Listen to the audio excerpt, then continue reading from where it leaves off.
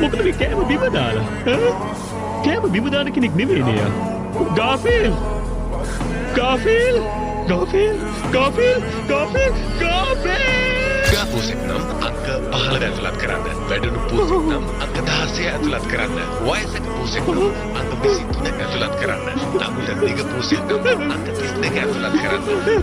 හොඳයි එහෙමනම් මට යන්න වෙලාව හරි දැන්. ඔයා හරිම උරතයි. හැබැයි ඔයාව මට ඇපාර්ට්මන්ට් එකේ තියාගන්න බෑ. ඉතින් පස්සේ දවසක අපි හම්බ වෙමු. ඕකේ? යන්නේ එහෙනම්. අපොයි අඬන්න එපා. අනේ යන්න එපා. ඉන්න. ඔයාට ඉන්න ගෙදරක් නැද්ද?